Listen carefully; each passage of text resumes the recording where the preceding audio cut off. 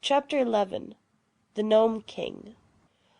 By and by, when they drew near to the mountain that blocked their path, and which was the furthermost edge of the kingdom of Ev, the way grew dark and gloomy for the reason that the high peaks on either side shut out the sunshine. And it was very silent, too, as there were no birds to sing or squirrels to chatter, the trees being left far behind them and only the bare rocks remaining. Ozma and Dorothy were a little awed by the silence, and all the others were quiet and grave except the Sawhorse, which as it trotted along with the Scarecrow upon its back, hummed a queer song of which this was the chorus. Would a wooden horse in a woodland go? I sigh, he would, although had he not a wooden head, he'd mount the mountain top instead. But no one paid any attention to this, because they were now close to the Nome King's dominions, and his splendid underground palace could not be very far away. Suddenly they heard a shout of jeering laughter, and stopped short. They would have to stop in a minute anyway, for the huge mountain barred their further progress, and the path ran close up to the wall of rock and ended. "Who was that laughing?" asked Ozma. There was no reply, but in the gloom they could see strange forms flit across the face of the rock. Whatever the creations might be, they seemed very like the rock itself, for they were the color of the rocks, and their shape were as raw and rugged as if they had been broken away from the side of the mountain. They kept close to the steep cliff, facing our friends and gliding up and down, and this way and that, with a lack of regularity that was quite confusing. And they seemed not to need places to rest their feet, but clung to the surface of the rock as a fly does to a window pane, and were never still for a moment. "Do not mind them," said Tik-Tok, as Dorothy shrank back. "They are only the gnomes." "And what are gnomes?" asked the girl, half frightened. "They are rock fairies and serve the Nome King," replied the machine. "but they will do us no harm. You must call for the king, because without him you can never find the entrance to the palace." "You call," said Dorothy to Ozma. Just then the gnomes laughed again, and the sound was so weird and disheartening that the 26 officers commanded the private to "right about face," and they all started to run as fast as they could. The Tin Woodman at once pursued his army and cried, "Halt!" And when they had stopped their flight, he asked, "Where are you going?" I've forgotten the brush for my whiskers," said the general, trembling with fear. So we're going back after it." "That is impossible," replied the Tin Woodman, "for the giant with the hammer would kill you all if you tried to pass him." "Oh, I had forgotten the giant," said the general, turning pale. "You seem to forget a good many things," remarked the Tin Woodman. "I hope you won't forget that you are brave men." "Never!" cried the general, slapping his gold-embroidered chest. "Never!" cried all the other officers, indignantly slapping their chests. "For my part," said the private meekly, "I must obey my officers. So when I am told to run, I run. When I am told to fight, I fight." "That is right," agreed the Tin Woodman. "And now you must all come back to Ozma and obey her orders. And if you try to run away again, I will have her reduce all the 26 officers to privates, and make the private your general." This terrible threat so frightened them that they at once returned to where Ozma was standing beside the Cowardly Lion. Then Ozma cried out in a loud voice, "I demand that the Nome King appear to us." There was no reply, except that the shifting gnomes upon the mountain laughed in derision. "You must not command the Nome King," said Tik-Tok, "for you do not rule him as you do your own people." So Ozma called again, saying, I request the Nome King to appear to us." Only the mocking laughter replied to her, and the shadowy gnomes continued to flit here and there upon the rocky cliff. Try entreaty. Said Tik-Tok to Ozma. If he will not come at your request, then the Nome King may listen to your pleading. Ozma looked around her proudly. "Do you wish your ruler to plead with this wicked Nome King?" she asked. "Shall Ozma of Oz humble herself to a creature who lives in an underground kingdom?" No! No! They all shouted with big voices, and the Scarecrow added, If he will not come, we will dig him out of his hole like a fox and conquer his stubbornness. But our sweet little ruler must always maintain her dignity, just as I maintain mine." I'm not afraid to plead with him. said Dorothy. I'm only a little girl from Kansas, and we've got more dignity at home than we know what to do with. I'll call the Nome King. Do. Said the Hungry Tiger. And if he makes hash of you, I'll willingly eat you for breakfast tomorrow morning. So Dorothy stepped forward and said, Please, Mr. Nome King, come here and see us. The gnomes started to laugh again, but a low growl came from the mountain, and in a flash they had all vanished from sight and were silent.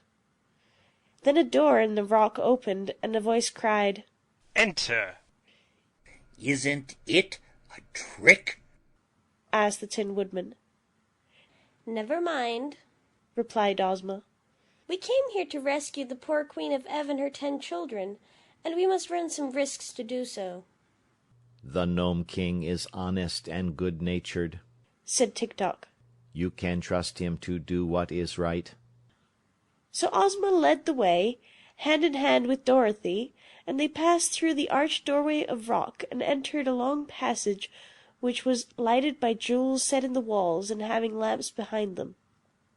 There was no one to escort them or to show them the way, but all the party pressed through the passage until they came to a round, domed cavern that was grandly furnished. In the center of this room was a throne carved out of a solid boulder of rock, rude and rugged in shape, but glittering with great rubies and diamonds and emeralds on every part of its surface. And upon the throne sat the Nome King. This important monarch of the underground world was a little fat man clothed in gray-brown garments that were the exact color of the rock throne in which he was seated. His bushy hair and flowing beard were also colored like the rocks, and so was his face. He wore no crown of any sort, and his only ornament was a broad, jewel-studded belt that encircled his fat little body. As for his features, they seemed kindly and good-humored, and his eyes were turned merrily upon his visitors as Ozma and Dorothy stood before him with their followers ranged in close order behind them. Why, he looks just like Santa Claus, only he isn't the same color, whispered Dorothy to her friend. But the Nome King heard the speech, and it made him laugh aloud. He had a red face and a round little belly that shook when he laughed like a bowl full of jelly, quoth the monarch in a pleasant voice, and they could all see that he really did shake like jelly when he laughed. Both Ozma and Dorothy were much relieved to find the Nome King so jolly, and a minute later he waved his right hand, and the girls each found a cushioned stool at their side. Sit down, my dears, said the king, and tell me why you've come all this way to see me, and what I can do to make you happy. While they seated themselves, the Nome King picked up a pipe, and taking glowing red coal out of his pocket, he placed it in the bowl of a pipe and began puffing out clouds of smoke that curled in rings above his head. Dorothy thought this made the little monarch look more like Santa Claus than ever, but Ozma now began speaking, and everyone listened intently to her words. "Your Majesty," said she, "I am the ruler of the land of Oz, and I have come here to ask you to release the good Queen of Ev and her 10 children, whom you have enchanted and hold as your prisoners." Oh, no, you are mistaken about that, replied the king. They are not my prisoners, but my slaves, whom I purchased from the King of Ev. "But that was wrong," said Ozma. According to the laws of Ev, the king can do no wrong, answered the monarch, eyeing a ring of smoke he had just blown from his mouth. so that he had a perfect right to sell his family to me in exchange for a long life. You cheated him, though, declared Dorothy. for the King of Ev did not have a long life. He jumped into the sea and was drowned. That was not my fault, said the Nome King, crossing his legs and smiling contentedly. I gave him the long life all right, but he destroyed it. Then how could it be a long life? asked Dorothy. Easily enough, was the reply. Now suppose, my dear, that I gave you a pretty doll in exchange for a lock of your hair, and that after you had received the doll you smashed it into pieces and destroyed it. Could you say that I had not given you a pretty doll? No, answered Dorothy. And could you, in fairness, ask me to return to you the lock of hair just because you smashed the doll? No, said Dorothy again. Of course not, the Nome King returned.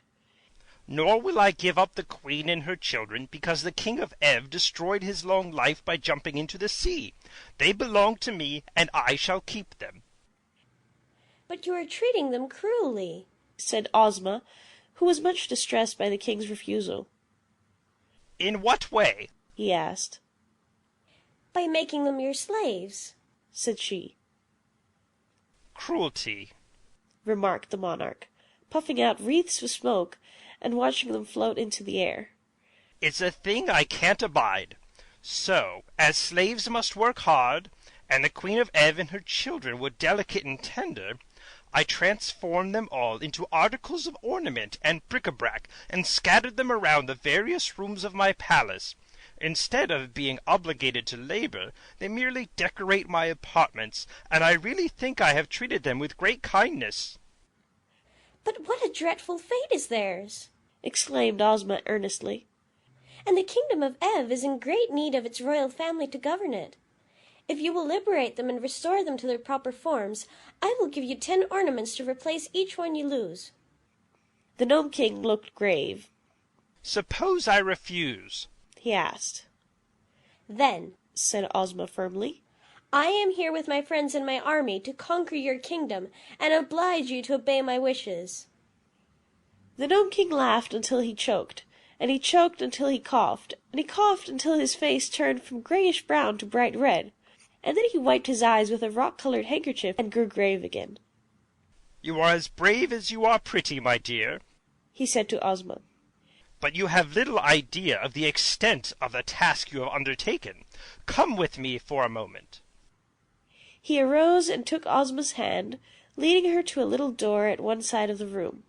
This he opened, and they stepped out upon a balcony, from whence they obtained a wonderful view of the underground world. A vast cave extended for miles and miles under the mountain, and in every direction were furnaces and forges glowing brightly, and gnomes hammering upon precious metals or polishing gleaming jewels. All around the walls of the cave were thousands of doors of silver and gold, built into the solid rock, and these extended in rows far away into the distance as far as Ozma's eye could follow them. While the little maid from Oz gazed wonderingly upon the scene, the Nome King uttered a shrill whistle, and at once all the silver and gold doors flew open and solid ranks of gnome soldiers marched out from every one. So great were their numbers that they quickly filled the immense underground cavern and forced the busy workmen to abandon their tasks. Although this tremendous army consisted of rock-colored gnomes, all squat and fat, they were clothed in glittering armor of polished steel inlaid with beautiful gems. Upon his brow each wore a brilliant electric light, and they bore sharp spears and swords and battle-axes of solid bronze. It was evident they were perfectly trained, for they stood in straight rows, rank after rank, with their weapons held erect and true, as if awaiting but the word of command to level them upon their foes. This, said the Nome King, is but a small part of my army.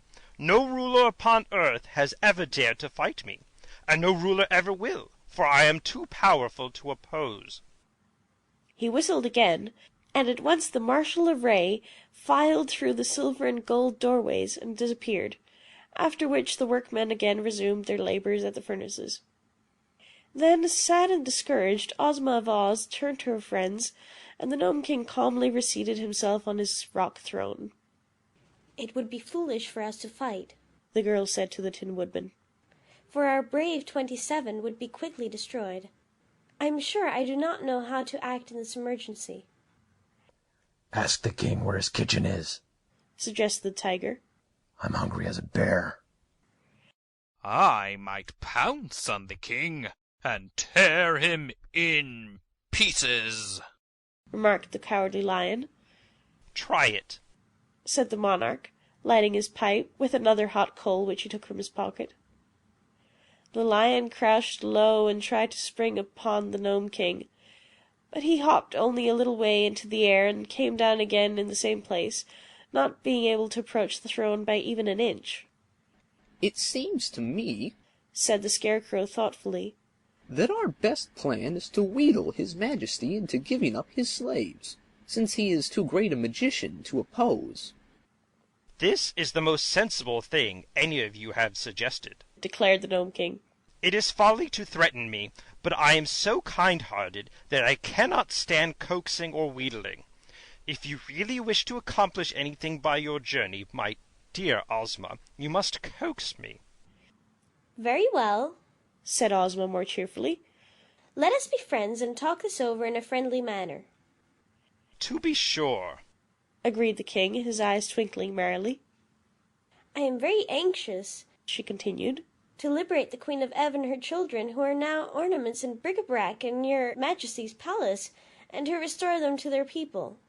Tell me, sir, how this may be accomplished. The king remained thoughtful for a moment, after which he asked, Are you willing to take a few chances and risks yourself in order to set free the people of Ev? Yes, indeed, answered Ozma eagerly. Then, said the Nome King, I will make you this offer. You shall go alone and unattended into my palace and examine carefully all that the rooms contain. Then you shall have permission to touch 11 different objects, pronouncing at the time the word Ev, and if any one of them, or more than one, proves to be the transformation of the Queen of Ev, or any of her 10 children, then they will instantly be restored to their true forms, and may leave the palace in my kingdom in your company without any objection whatsoever. It is possible for you, in this way, to free the entire 11, but if you do not guess all the objects correctly, and some of the slaves remain transformed, then each one of your friends and followers may in turn enter the palace and have the same privilege I grant you. Oh, thank you for this kind offer, said Ozma eagerly. I make but one condition, added the Nome King, his eyes twinkling. What is it? she inquired. If none of the 11 objects you touch proves to be the transformation of any of the royal family of Ev, then, instead of freeing them, you will yourself become enchanted and transformed into an article of bric-a-brac or an ornament. This is only fair and just, and is the risk you declared you were willing to take. End of chapter 11.